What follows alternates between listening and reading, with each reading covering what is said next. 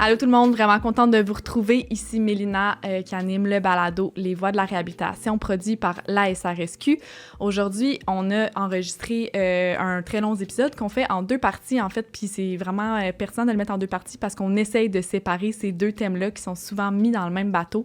Donc dans un premier temps, on a rencontré Paul qui travaille à la maison L'Intervalle, qui se spécialise là, en santé mentale et en déficience intellectuelle et troubles du spectre de l'autisme.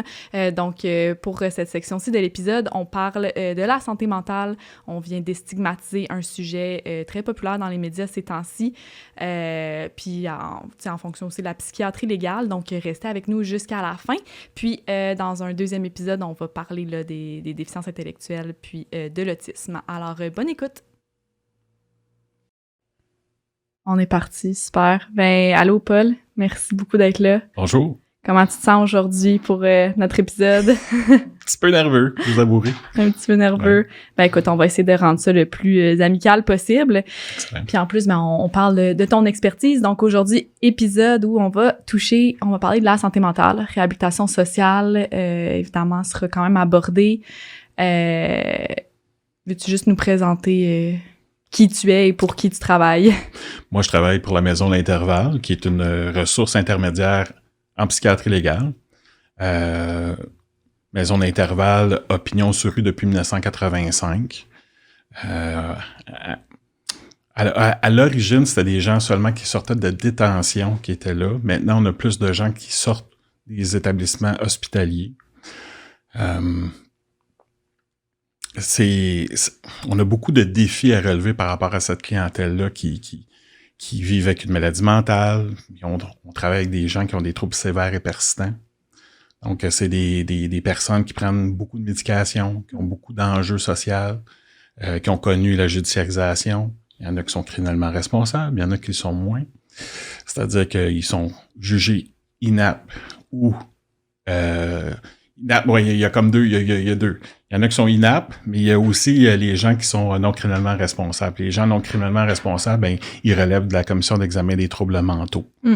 Donc, à ce moment-là, il y a des mandats qui sont émis, puis à chaque année, il y a des révisions qui se font avec des commissaires. Puis, au niveau du TAC, il y a toujours comme 3 personnes qui président une audience, donc il y a toujours un avocat qui siège comme juge. Il y a souvent un travailleur social ou un criminologue qui peut être là, et il y a aussi un médecin psychiatre qui fait les expertises. Okay. Donc, c'est préparé, c'est vu. Les gens sont vus à chaque année, le renouvellement, jusqu'à temps qu'ils soient libérés inconditionnellement. Fait que c'est une maison de transition. Ou plus ou moins? C'est une ressource intermédiaire. Okay. C'est vraiment... On a des ententes de partenariat avec les services correctionnels. On reçoit des gens directement de la détention. On priorise aussi, on a des ententes, comme je dis. Il y a comme une priorisation des dossiers qui ont des gens qui ont des probations, des sursis, libération conditionnelle. Là. On parle de niveau provincial, pas de fédéral. Mm-hmm. Puis, c'est des gens aussi qui connaissent beaucoup les portes tournantes. On transige avec des gens qui ont fait de l'itinérance. Il y en a qui ont été travailleurs, tu sais, ils ont fait du travail de... Du sexe. Merci beaucoup. Ben oui, c'est ça, je cherchais. Il y a aussi beaucoup de toxicomanie qui font partie des troubles concomitants, là, des maladies. Puis, tu sais, tantôt, je parlais de troubles sévères et persistants. On parle souvent de schizophrénie, troubles bipolaires, puis troubles schizoaffectifs. Donc, c'est des gens qui ont des maladies, assez importantes, qui ont aussi beaucoup de troubles de personnalité. Ouais. Donc, ça vient jouer. On sait que quand les gens sont bien médicamentés, ben le trouble de personnalité revient en avant-plan. Ouais. Donc, la deuxième axe ressort. Ça aussi, c'est des enjeux qui peuvent jouer dans une réinsertion, une réhabilitation. Quand les gens sont plus caractériels, ben faut qu'ils travaillent sur eux. Les habiletés sociales, c'est à reprendre. Des fois, c'est même une réadaptation, rééducation pour certains, parce qu'ils ont été longtemps en milieu hospitalier ou en établissement. Au long cours, pas nécessairement d'un seul coup, mais tu sais, ils vont en détention, ressortent, vont vers la rue, retournent en établissement hospitalier, retourne sur la rue, se fait judiciariser. Puis, des fois, dans les trajectoires qu'on peut voir, c'est que plusieurs plusieurs événements criminalisés ont le même pattern. Dans le fond, ce que je veux dire, c'est que, mettons, il y a quelqu'un qui fait un vol une fois, il fait une vol 2 fois, 3 fois. La 4e fois, pour X raison, le juge ou la couronne lève la main puis ils disent, bon, ça serait peut-être bon, ou la défense plus, ils vont dire, ça serait peut-être bon une évaluation psychiatrique. Puis finalement, la personne, même si c'était tout le temps le même motus operandi, ben finalement, il est criminellement non responsable parce qu'il y a un médecin qui l'a évalué. Mais logiquement, dans la trame, souvent, c'était en amont là, que la personne aussi aurait dû avoir des soins. Ça, c'est pas toujours évident d'avoir des soins. C'est pas toujours évident de rentrer à l'hôpital. Faut vraiment être désorganisé. Puis la désorganisation, ben, il y a souvent dans les hôpitaux, ben, ils font une distinction entre ce qui est maladie, comportement et intoxication. Donc, c'est sûr que on a beaucoup de clients qui vont consommer, donc ils vont se désorganiser mentalement. Mais la problématique demeure que c'est la santé mentale, c'est une façon de s'automédicamenter. On prend de la drogue, on prend de la boisson. Pourquoi? Pour écraser les voix ou pour les stimuler ou pour je ne sais trop quelle raison. C'est souvent ce pattern-là qu'on voit le plus souvent. Puis souvent, ben là, on dit, ben c'est de la consommation, fait que pourquoi le diriger à l'hôpital? Nous, on a fait ce qu'on a à faire, on l'a stabilisé, bon, ben on le remet sur la rue, puis ça finit là. Sauf que c'est juste reporter le problème. Fait que des ressources comme l'intervalle fait en sorte qu'on peut récupérer une portion de ces gens-là, parce que quand même, on a juste 15 places, ce qui est peu. Des gens qui demeurent là. Oui, okay, chez nous, Puis est-ce que vous faites du suivi en communauté, du suivi externe? OK. Oui. Puis le suivi en communauté, c'est évidemment juste la santé mentale. OK. C'est sûr que, bon, on pourra en revenir dans un autre moment, mais il y a beaucoup de déficiences intellectuelles puis de troubles du spectre de l'autisme qu'on voit souvent, même de la déficience physique. Mais d'ailleurs, c'est ça, dans le fond, on fait cet épisode-là, mais en 2 parties. Donc, pour justement séparer les deux, je pense qu'on s'en était parlé avant, que des fois, on met un peu les deux dans le même bateau, autant la déficience intellectuelle que la santé mentale. Pourtant, c'est 2 choses complètement séparées. Je pense que vous travaillez fort pour séparer les deux aussi. C'est pour ça que je pense que c'est pertinent qu'on en parle en 2 temps aussi, là. On va se concentrer premièrement sur la santé mentale, puis tantôt, avec notre autre invité, on va parler de la déficience. Il y a encore beaucoup de choses à dire sur la santé mentale. Ben oui, c'est ça. Puis, je trouvais ça intéressant ce que tu disais de... c'est pas le fun d'aller à l'hôpital, c'est pas facile. Puis, encore moins, un pavillon psychiatrique, c'est très stigmatisé encore. On n'a pas tous le réflexe d'y aller. En fait, peu de gens ont le réflexe de se dire, écoute, je pense que ça va pas bien, j'aurais besoin de soins à l'hôpital psychiatrique. Vous intervenez comment, là, dans des situations comme ça?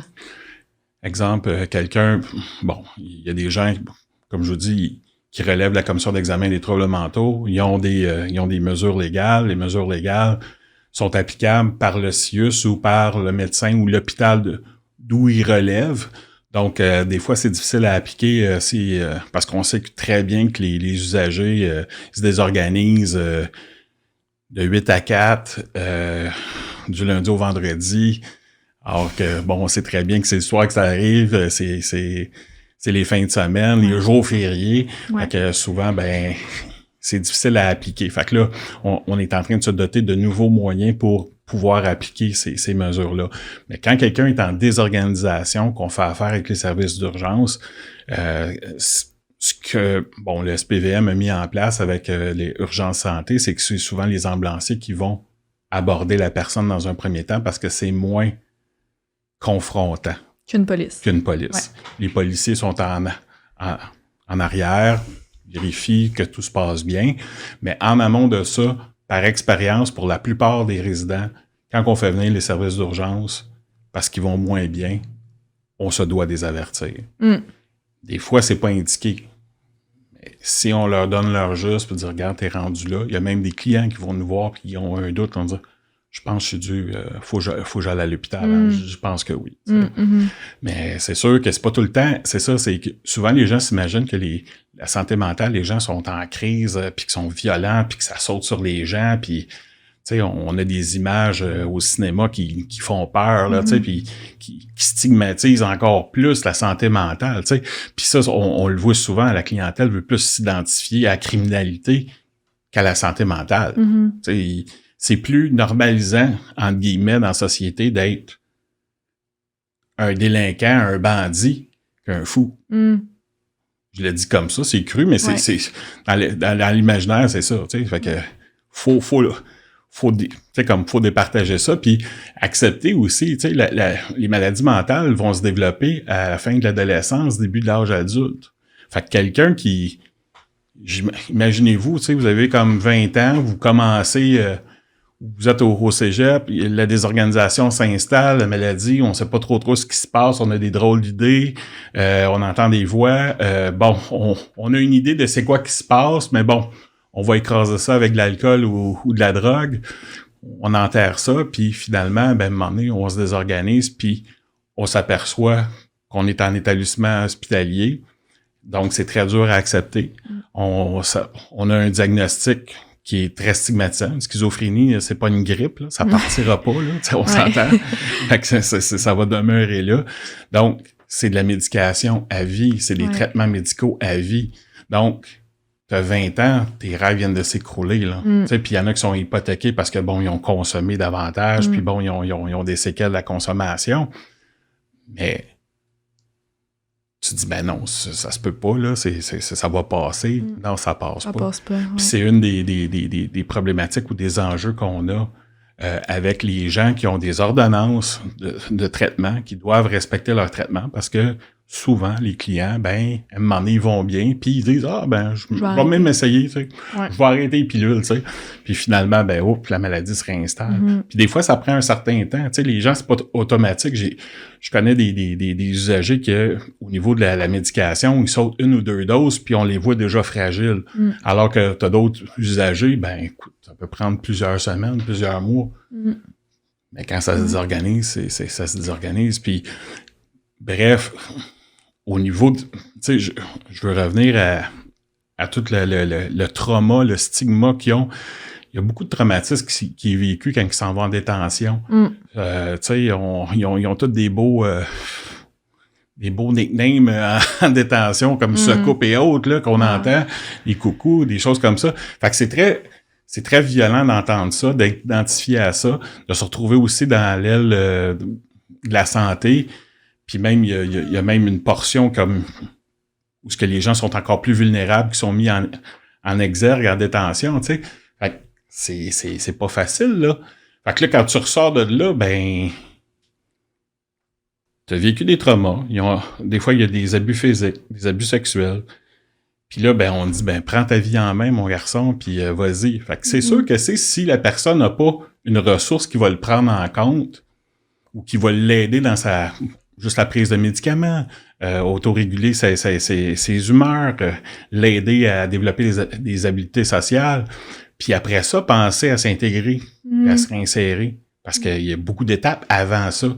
Et c'est pour ça que les gens, tu sais, qui font du suivi communautaire dans les organismes réguliers qui reçoivent des gens quand même qui ont fait des délits, mais qui n'ont pas l'étiquette de santé mentale, ce qui va arriver, souvent, ces gens-là, on peut leur dire, regarde, tu vas trouver un emploi, tu vas avoir une sphère occupationnelle, là, tu vas renouer des contacts avec telle chose, tu vas faire une thérapie, puis tu sais, c'est vraiment comme une liste d'épicerie qu'eux autres sont capables de remplir, tu sais, la personne contravenante va être capable de remplir.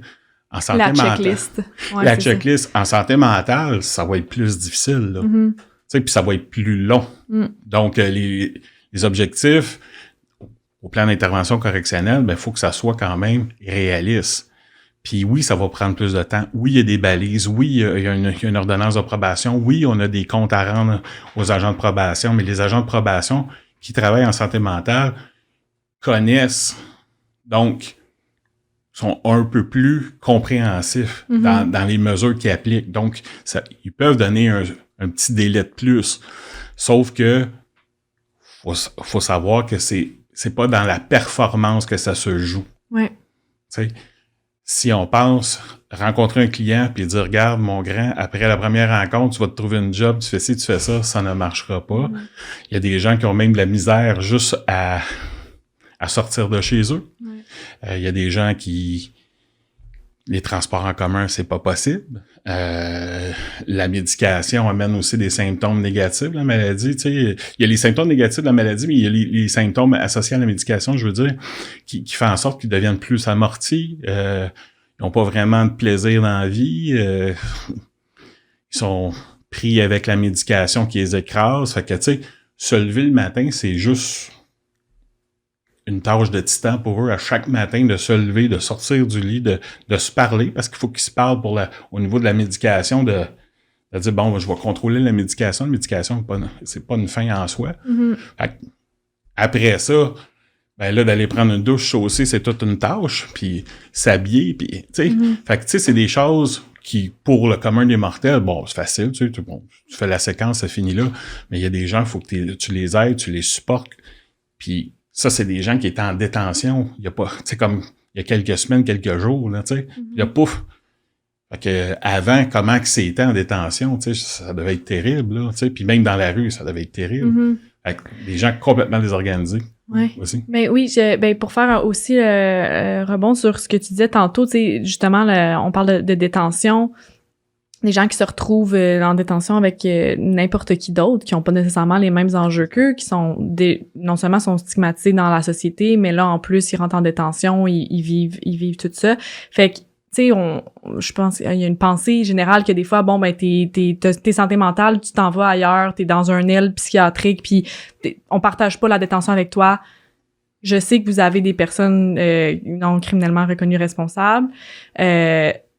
On place où tous ces gens-là, les gens qui sont qui ont une santé mentale qui, je dirais, peut-être un petit peu plus contrôlée, on pense qu'on peut envoyer en détention sans grand soin. Il y a quand même des choses qui ont changé avec le temps parce que bon, c'est sûr que j'ai connu une époque, la détention n'était pas nécessairement très familière avec la santé mentale. Il y avait un dispensaire, il y avait un médecin qui venait une fois de temps en temps, remettait une prescription, des fois qui correspondait pas avec la médication que la personne prenait à l'extérieur.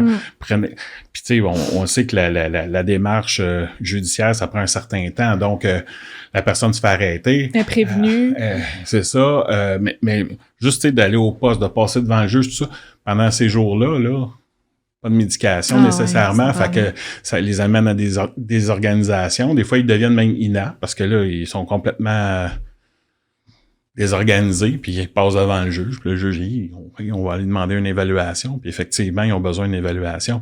Mais je pense saisir ta question, c'est-à-dire qu'il y a des gens qui ont une maladie mentale qui est quand même importante, mettons une schizophrénie, qui est quand même contrôlés, on va le dire comme ça. Puis, ça paraît pas tant que ça, donc ils vont être mis dans les secteurs réguliers, c'est ça. C'est ça. Ben, dans les secteurs réguliers, c'est ça. Souvent, ben les gens vont commencer à paranoïer. La maladie va se réinstaller. Ils vont vivre beaucoup de pression. Ça dure pas longtemps qu'ils finissent par se faire un peu éjecter là, de la wing, parce que la réalité, c'est que les autres prisonniers vont faire en sorte qu'ils s'en aillent parce qu'ils veulent pas, on trosse pas quelqu'un qui a une maladie mentale, c'est pas... Qui est non pas là, puis c'est ça. Puis la place des gens non criminellement responsables, ben la plupart, tu sais, sont en établissement hospitalier, tu sais. Bon, passe devant le juge reçoit, bon, les informations disant qu'il y a eu une évaluation psychiatrique, ils font venir le psychiatre. Bon, là, il y en a qui veulent envoyer seulement le rapport. Bon, ça c'est une autre histoire, mais le psychiatre se présente le dossier, dit oui, écoutez, oui, on a cette personne-là est criminellement responsable pour tel motif. Ben, ces gens-là qui sont en détention, qui ont le statut de détention de la commission d'examen, ben, ils vont aller en établissement. Fait que ça peut être Pinel, ça peut être un hôpital comme l'Institut universitaire de santé mentale de Montréal, ou une unité de psychiatrie légale, ou même en psychiatrie. Tu sais, ils vont trouver une place en psychiatrie pour le rentrer, puis ce monsieur ou cette madame-là ne pourra pas sortir. Puis ça prend un temps et c'est un cheminement. C'est pas un laisser-passer parce qu'on est criminellement non responsable que pouf, OK. Je pense que ça, c'est important de le dire aussi parce que j'ai l'impression que c'est quelque chose qui ressort beaucoup aussi dans la société de, bon, il y a eu une évaluation psychiatrique, il va être reconnu non criminellement responsable, il va s'en laver les mains. C'est pas comme ça que ça se passe. Absolument pas. C'est ça, il y a quand même, il se fait institutionnaliser quand même. Non seulement ça, moi je dirais que c'est quand même pire. Il y a beaucoup de personnes contrevenantes. Non, je reprends. Les gens qui sont criminellement non responsables, il y a des gens qui en veulent beaucoup au système parce qu'ils disent avoir ça, on aurait plaidé coupable. Parce que là, à chaque année, mon mandat est ramené d'année en année. Puis ça, je veux dire, ça peut durer une vie. Fait que, tu sais, c'est pas nécessairement un automatisme. Là. Ah, mettons, j'ai fait un meurtre, je m'envoie un an et demi en établissement, puis pouf, je suis sorti, puis tout est beau, puis tout est merveilleux. Là. Non, ça marche pas comme ça. Puis les médecins se tiennent garants. Il y a un travail qui se fait aussi, tu sais, je veux dire. L'étiquette est là pour la vie après. Là. Ah, ça, c'est clair. Ça. Fait qu'il y a un suivi. Ouais. Ben, c'est drôle. Dans notre ressource, on reçoit des gens qui ont été au long cours hospitalisés. On parle de plusieurs années un établissement comme Pinel. Puis c'est d'enlever le stigma, tu sais, de le recevoir. La personne, elle peut être très fonctionnelle, mais d'enlever le stigma, passe par chez nous, fait en sorte que le gars démontre, fait des preuves qu'il est capable de vivre en société, que c'est un risque assumable. Tu sais, on laisse pas non plus sortir les gens comme ça, là. Tu sais, il y a des évaluations. Les professionnels. Parce que, tu sais, le milieu, on parlait du milieu d'hébergement, c'est quand même un milieu ouvert. Ouais. Donc, les portes sont pas barrées. J'ai pas d'agent de sécurité, j'ai pas d'agent d'intervention, j'ai pas de salle de contention, il y a pas ça, là. Fait que c'est des gens quand même qui faut maison de chambre, dans le fond. On pourrait dire, avec beaucoup d'objectifs et de défis au quotidien, mais oui, c'est ça. Okay. Je trouve que depuis quelques années, on parle beaucoup de santé mentale, j'ai l'impression dans les médias, peu importe, c'est quand même un sujet d'actualité. J'ai l'impression qu'avec la pandémie aussi, ça a été vraiment abordé. On se rend compte qu'il y a une crise de santé mentale au Québec, au Canada. Est-ce qu'à ton avis, il y en a plus de gens qui sont touchés par la santé mentale ou c'est juste qu'on en parle plus? On en parle plus. On est capable de... Des fois, c'est positif, des fois, c'est négatif. On est capable de mettre des étiquettes puis de dire, tu sais, cette personne-là va moins bien, puis oui. Mais c'est encore un gros tabou. Tu sais, c'est rare qu'on va arriver dans un milieu de travail puis on va dire, finalement, regardez, je dois me retirer, je suis en dépression. C'est encore un gros tabou. Mais c'est sûr que ça l'a fait émerger des problématiques qui étaient comme en bas bruit, mais qui ont toujours été là, à mon sens. C'est sûr que, la vie telle qu'elle est, telle qu'on la connaît en 2023, beaucoup de stress, beaucoup d'enjeux monétaires, économiques, tout ça, économiques, social. C'est sûr que ça a juste fait ressortir et mis en évidence une problématique qui était toujours là, tu sais. C'est comme en détention, tu sais, je veux dire, la plupart des personnes qui sont en détention vont connaître un problème de santé mentale, je veux pas. Surtout, tu sais, puis je dis surtout, mais tu sais, les gens qui s'en vont au fédéral pour 25 ans, tu dis pas, oh, wow, ma vie vient de prendre une pause, puis je reprends ça, là, tu sais, c'est sûr que non, là, tu sais. Fait que la maladie est là où elle va se débuter, là, tu sais. Fait que souvent, on médicamente dans ce temps-là. On met un couvert sur le presto. C'est ça. Mais non, je trouvais ça intéressant aussi. Au début, tantôt, tu disais que, vous avez beaucoup de schizophrénie, etc., des maladies qui peuvent se médicamenter, puis quand t'es médicamenté, il y a possibilité vraiment de très bien fonctionner. Mais s'il y a une comorbidité, par exemple, avec un trouble de la personnalité, à moins que je me trompe, ça se médicamente pas, les troubles de la personnalité. Non. Fait que là, c'est ça qui ressort. Fait que ça, c'est de l'accompagnement, c'est de la thérapie, c'est de travailler sur les enjeux de personnalité qui peuvent être problématiques. Il y a un travail qui est fait en ressources, justement, pour transiger avec les troubles de personnalité, pour sensibiliser la personne aux impacts des réactions qu'elle peut avoir. Il y a des gens qui sont plus réceptifs que d'autres. Il y en a que c'est plus long. Pour plusieurs raisons. Des fois, ils ont des problèmes de concentration, ils ont de la misère à reconnaître la maladie ou reconnaître les symptômes qu'ils vivent. reconnaissent plus ou moins qu'ils ont un trouble de comportement ou que le comportement comme tel est problématique. Fait que, oui, il y a des interventions qui est faites, puis les gens sont rencontrés pour ça. Les comorbidités, tu sais, il n'y a pas juste comme la consommation et les troubles de personnalité, il va y avoir de l'anxiété, tu sais, d'autres pathologies, tu sais, c'est associé. Les gens qui ont une schizophrénie connaissent beaucoup l'anxiété, là, tu sais, c'est connu, puis il y a souvent des médicaments d'appoint quand, mettons, ils sont moins capables de gérer la crise, là. Mais c'est sûr qu'en détention, je suis pas sûr que tu peux lever la main puis demander un PRN quand tu le veux. Là, un PRN, c'est la médication d'appoint. Je pense pas. En tout cas, je peux me tromper, là, mais il va y avoir quand même un protocole, un délai, puis ça va prendre un certain temps. Alors que chez nous, ben, tu sais, on apprend à transiger avec ça, puis dire, ben, regardez, vous avez des solutions, vous avez des moyens quand ça vous arrive. C'est sûr que, tu sais, si ton moyen, c'est d'aller prendre une marche en détention, c'est un peu plus difficile, tu sais. C'est plus difficile.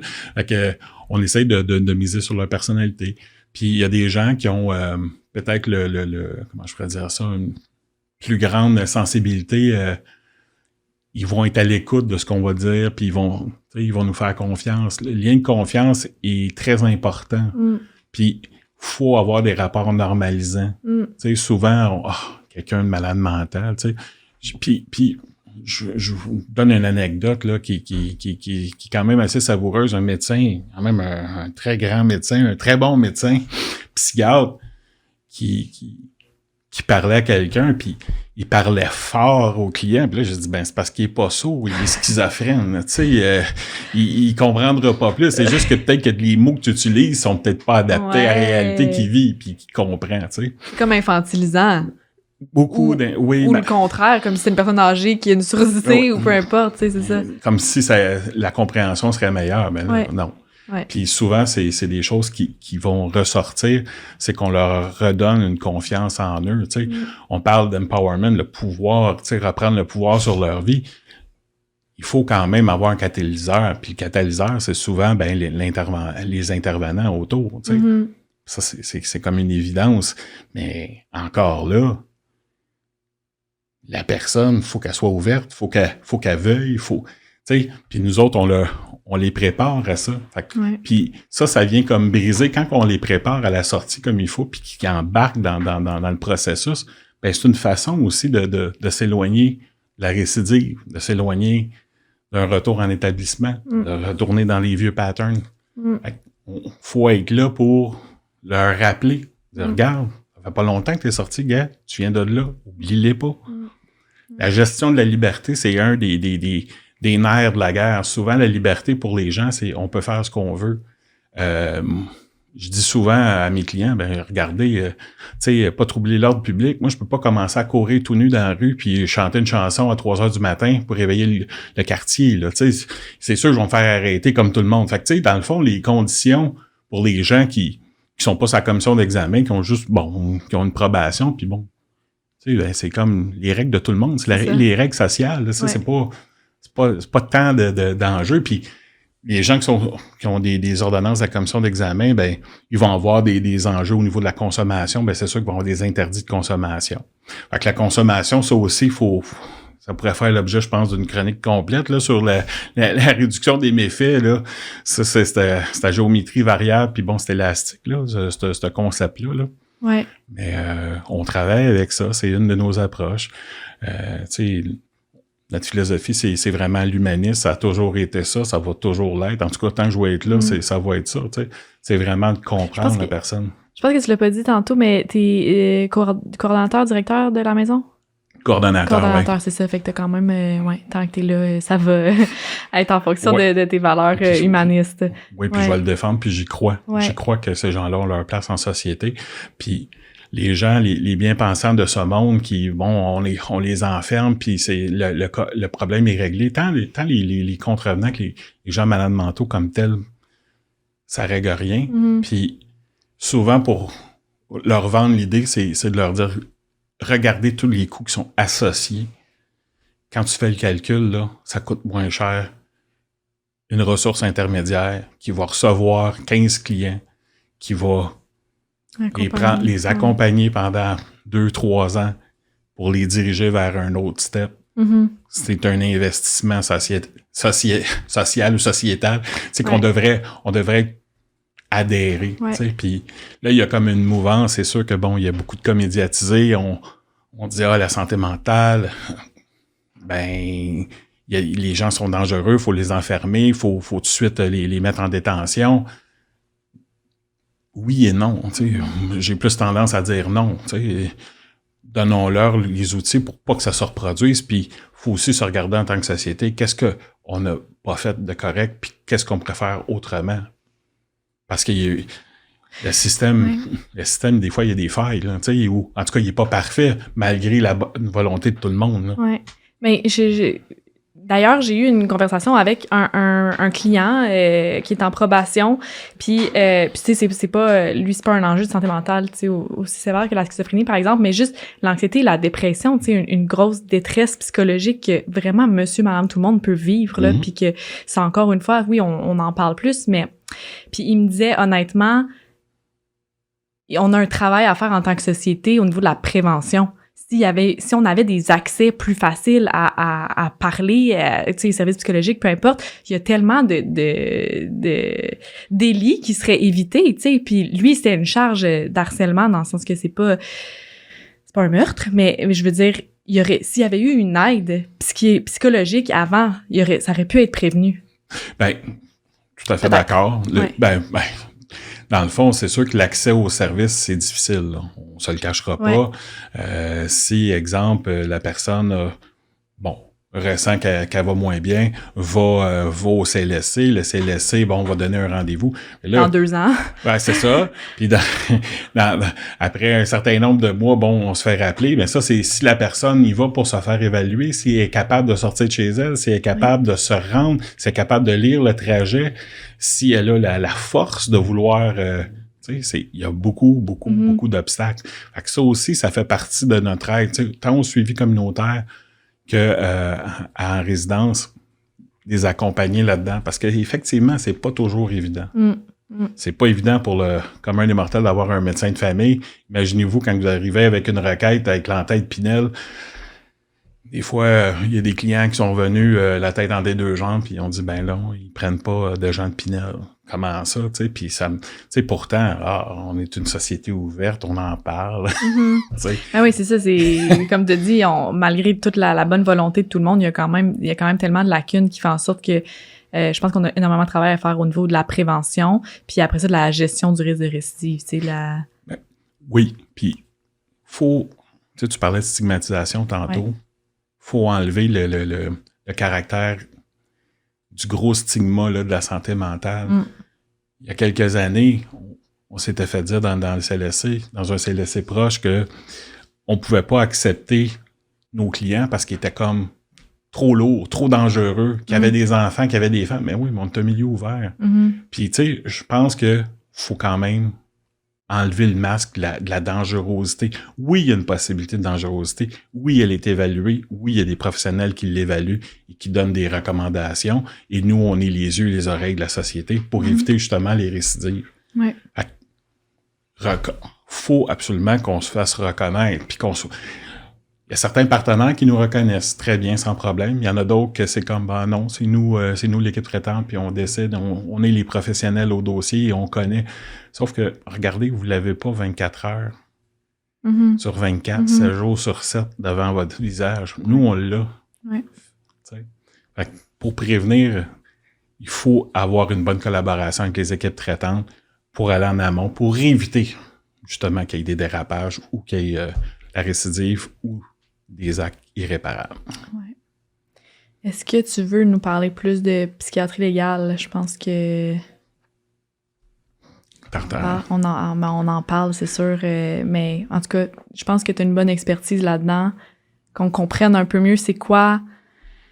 La psychiatrie légale, c'est une branche de la psychiatrie. C'est une psychiatrie où les gens ont commis des délits ou ont fait des actes délictuels. Comment je pourrais dire ça? Dans le fond, est-ce que je peux...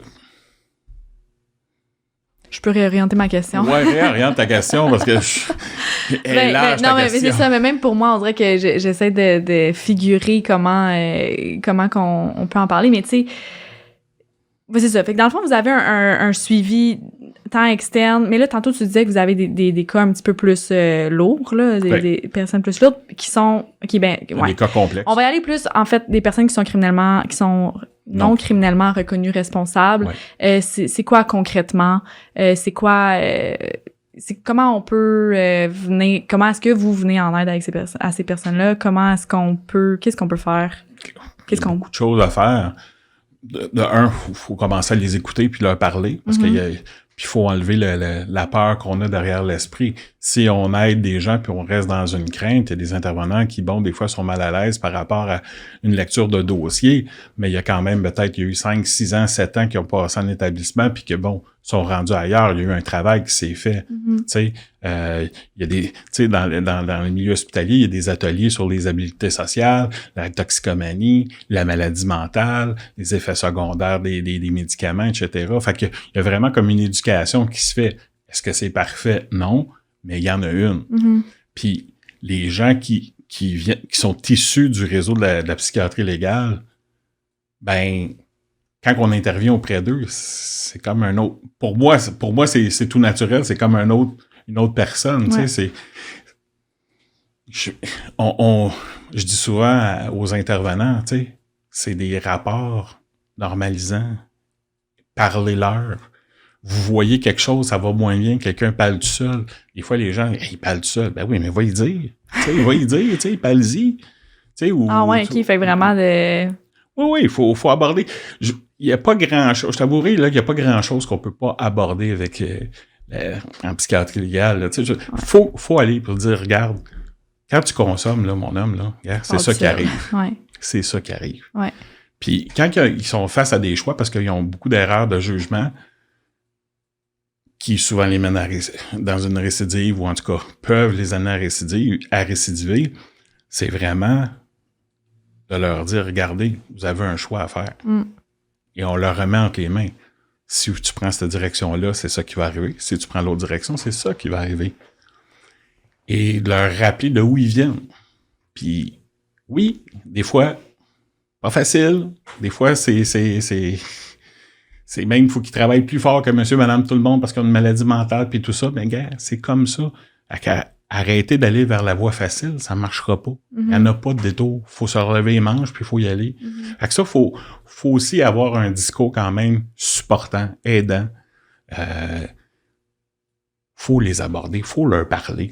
Faut arrêter de voir la maladie ou le diagnostic. C'est pas ça qui définit la personne qu'on a devant nous, là. Si je me trompe, ou tantôt, tu avais dit, vous autres, vous êtes provincial à une ressource. OK, c'est ça.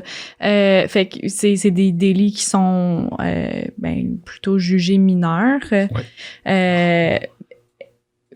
Donc, mais il y a quand même même si c'est mineur, il y a quand même des non criminellement responsables. Là, tantôt, on parlait d'un vol, là, avec un moment donné, après la 4e fois qu'il fait ça, c'est tout le temps la même situation. On va se demander pourquoi il vole. C'est ça, ça peut aller, tu sais, les gens qui sont criminellement non responsables, ça peut aller d'une j'allais dire une simple menace, une menace à un voisin jusqu'à un homicide. Là. Ouais, c'est ça. Mais vous, le range, on reçoit de toutes ces catégories-là, là, confondues. Là. Ah, vous recevez même... oui.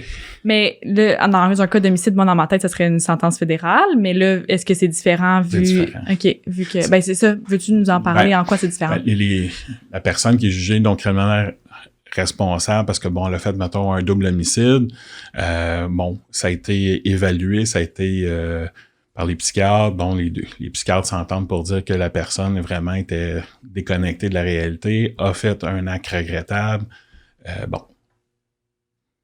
Cette personne-là est prise en charge par l'établissement pendant un certain temps. C'est sûr que quand tu commets un meurtre, il n'y a pas grand, en tout cas, à moins que la personne réponde hyper bien à la médication, puis qu'elle réponde hyper bien à tout, puis que le psychiatre est vraiment en confiance, c'est rare qu'ils vont sortir après une année. Là. Ça va prendre un cheminement. Puis, tu sais, il faut s'imaginer. Imaginez, là. Tu tues quelqu'un que t'aimes, puis tu te réveilles, tu te fais comme « Oh mon Dieu, j'ai tué ma mère ou j'ai tué mon père. » il y a personne au monde qui veut vivre ça. Puis les gens, ils voient ça, puis là, il faut qu'ils le réalisent. Fait que là, en plus du deuil, faut qu'il fasse face à la détention, faut qu'il fasse face au... Tu sais, ça fait beaucoup. Puis une personne qui fait un homicide puis qui s'en va vers la détention, ben, j'allais dire régulière, ou fédérale, la personne, je ne sais pas dans quel contexte, tu sais, mais elle avait quand même une conscience, ça peut être impulsif, mais elle avait sa conscience quand l'acte est arrivé. Alors que dans les cas de criminellement non responsables, ben les gens sont vraiment malades. Ouais. Puis c'est une dissociation complète, là. C'est ça, tu te réveilles le lendemain puis tu t'en reviens pas. Des fois même sur le coup. Ouais. Il y a des usagers qui me rappelaient leur délit qui en parlent timidement, mais ils en parlent puis ils font comme, regardez, oui, quand j'ai fait le meurtre, ben en voyant, tirant avec l'arme, je me suis comme réveillé, j'ai sorti de mon état, puis qu'est-ce que j'ai fait là? Ouais. Le taux de suicide, après, est-ce qu'il doit être élevé? Les tentatives de suicide, faudrait voir, là, mais il est quand même assez significatif, surtout je dis d'expérience, je vois pas de statistiques, mais surtout les gens, mettons, qui ont connu des infanticides, là, c'est très difficile. Ouais. Très difficile. Ça, tu te rends... vivre... Comme c'est ça, tu t'as enlevé la vie à une personne que t'aimes, comment tu fais pour vivre avec ça après, tu sais? C'est affreux. Puis en plus, tu vis aussi avec les voix qui viennent avec, parce que les voix s'en vont pas. Puis là, les voix, ben écoute, ils m'ont demandé de faire ça, je l'ai fait, puis là, ils sont encore là. OK. Tu sais, au niveau psychologique, là, c'est quasiment à terre. Là. Fait que, tu sais, quand les gens sont en établissement hospitalier, ben il y a un processus, un cheminement qui se fait, surtout dans les cas d'homicide. Je veux dire, la personne, là, elle réalise c'est sa maladie, tu sais. Puis, tu sais, c'est pas facile. C'est pas une porte de sortie, là, d'aller à j'allais dire l'asile, là, parce que les gens voient ça comme un asile, là. Mais c'est beaucoup plus... maintenant, c'est vraiment des hôpitaux, là. C'est vraiment mieux. Les soins sont vraiment plus... humains, on va dire comme ça. Mais... c'est ça. Les gens qui vivent un drame comme ça, écoute, il y a un travail incroyable qui se fait par les gens à l'interne, puis il y a beaucoup de gens qui vivent dans les remords, puis c'est souvent ça, les gens, ils ont des regrets, ils ont des remords, en tout cas, les deux. Et puis, il arrive des fois, ils l'acceptent pas, puis bon, ben ça finit par être un suicide, tu sais. Ouais. Tu sais, puis... Il y a des gens qui s'essayent malgré tout de faire leur chemin, mais tu sais, quand tu te fais fermer les portes, ça aussi, ça fait mal. Tu sais, fait que là, tu fais comme bon. Tu sais, déjà pour les contrevenants qui ont un casier judiciaire, arriver à se trouver un emploi, c'est pas toujours évident, c'est pas toujours facile. Il y en a qui ont perdu des carrières. Bon, puis là, il faut qu'ils se réorientent en autre chose. Ben, quand tu as l'étiquette de santé mentale, puis en plus que tu as été judiciarisé, puis médiatisé, parce que ça, on aime ça faire les procès sur la voie publique, là. Tu sais, fait quand tu été médiatisé, c'est tout un stigma, là. Tu sais, puis les gens font ils font une association. Surtout dans des crimes qui sont comme plus, j'allais dire, plus spectaculaires, là, tu sais, plus dérangeants. Ouais, qui viennent toucher le public au complet, là. Ouais, en fait, qui viennent toucher tout le monde. Tantôt, tu parlais de consommation, puis tu disais qu'on pourrait en parler pendant vraiment longtemps. Tu t'en parlais un peu avant qu'on fasse venir notre autre invité. Oui.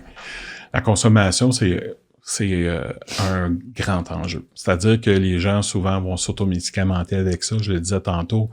Ils ne réalisent pas à quel point la toxicomanie les magane, les rend malades. Il y a des gens qui se sentent bien sur le coup, fait qu'ils vont faire des drogues stimulantes, des stimulants. Puis là, après ça, quand ils ratterrissent, ben le down est plus élevé. Puis les voix sont plus élevées. Souvent, les manifestations de la maladie vont revenir plus fortes qu'avant. Fait que le réflexe qu'ils ont, c'est je vais reconsommer, ça va rebaisser, et ainsi de suite. Tu sais, les voix vont s'atténuer. On essaye de briser ce pattern-là, tu sais, puis de leur dire, ben regardez, vous ne savez pas c'est quoi vous consommez. Puis c'est des enjeux, tu sais, avec la SQDC, bon, maintenant, le cannabis, c'est ouvert à tout le monde. Bon, là, il y a de l'éducation à faire. Il y a des gens qui consomment. Puis on le sait qu'ils consomment. Ils ne consomment pas sur les lieux, ils ne consomment pas sur le terrain. On sait qu'ils consomment du cannabis. On fait de l'éducation par rapport au pourcentage de THC qui va se retrouver dans le cannabis qu'ils vont consommer. On essaie de faire des nuances avec qu'est-ce qu'ils peuvent pogner dans la rue. Parce que dans la rue, on ne sait pas. Le taux de THC... on le connaît pas. On le connaît pas. Ouais. Puis on connaît pas non plus s'il a été trempé dans une substance ou une autre. Puis il y a des gens, tu sais, j'ai perdu des clients comme ça qui ont essayé une drogue et qui sont jamais revenus. Là. Ils sont jamais revenus dans le sens qu'ils ont fait une overdose? OK, c'est ça. Oui, ils sont décédés, tu sais. C'est un overdose, puis tu sais, c'est regrettable. Ouais. Mais c'est difficile aussi de vendre l'idée aux gens qui disent se sentir bien sur une substance, de dire, ben, laisse ta substance, puis ça va bien aller encore. Tu sais, ça va encore mieux aller. Ben, c'est ça, je m'en allais dire, tu sais, est-ce que la thérapie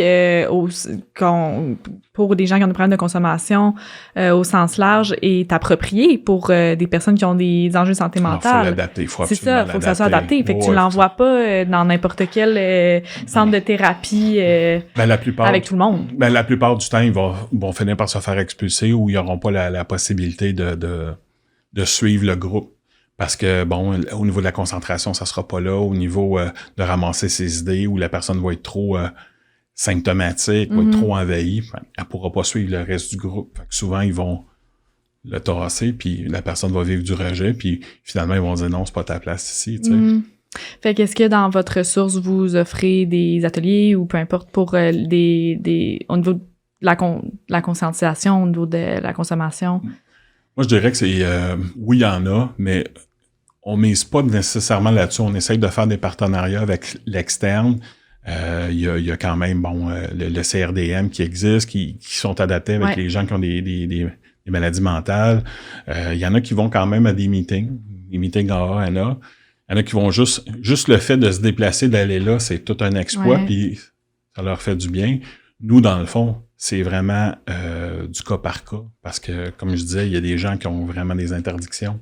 Il y a des gens qui peuvent consommer raisonnablement, sauf qu'on fait encore l'éducation, parce que c'est sûr que la personne à gauche qui fume un joint, ça dérange pas, qu'elle a jamais fait de délit, que c'est pas problématique dans sa trajectoire quand elle dérape, versus à côté, la personne fait une touche de joint, puis les fils se touchent, puis bon, la désorganisation arrive, puis bon, la récidive est pas loin parce que la personne elle devient agressive et violente, là, tu sais. Il y a beaucoup d'éducation. Pourquoi lui? Pourquoi pas moi? Là, tu sais. Fait que là, il y a des choses à remettre en contexte, puis on essaye d'éduquer le plus possible les usagers. Oui. Puis au niveau de tu disais les interdits de consommer, est-ce vous avez, tu m'avais dit qu'il y avait des suivis en communauté, donc suivi de probation. Est-ce que si jamais vous êtes témoin de ça, vous émettez des bris ou vous laissez la police gérer ça? Ben souvent,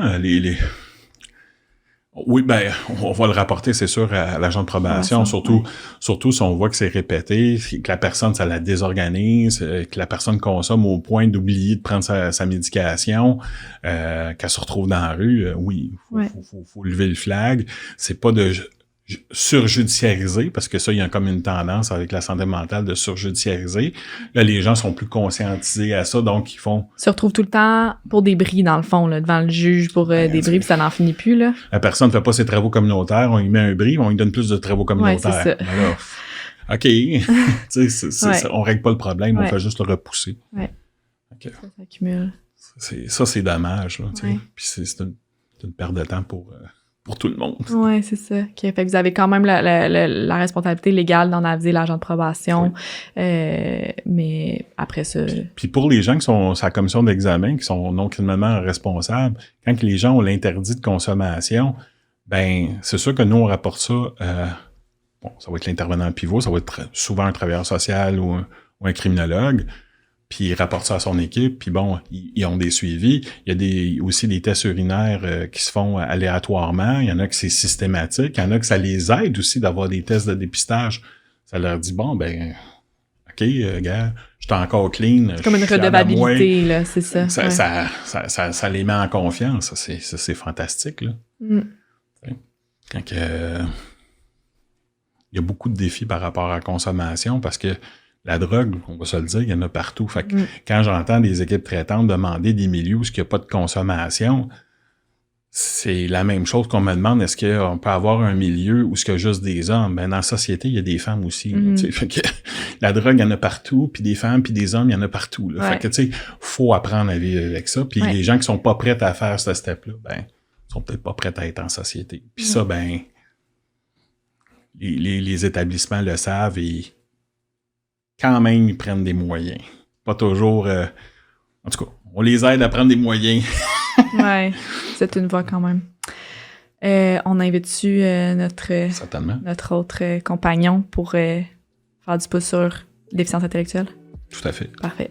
On va couper ça, puis on reprend. Merci. Le balado-diffusion Les Voix de la réhabilitation est produit par l'Association des services de réhabilitation sociale du Québec. Les épisodes sont co-réalisés par Jules Grégoire Moisan et Mélina Plourde et sont animés par moi-même, Mélina. Finalement, l'enregistrement des épisodes s'est fait au studio chez Denise à Montréal.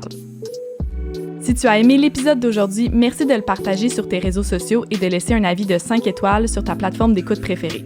Finalement, tu pourras trouver plus d'informations sur la SRSQ et sur nos invités dans la description de l'épisode.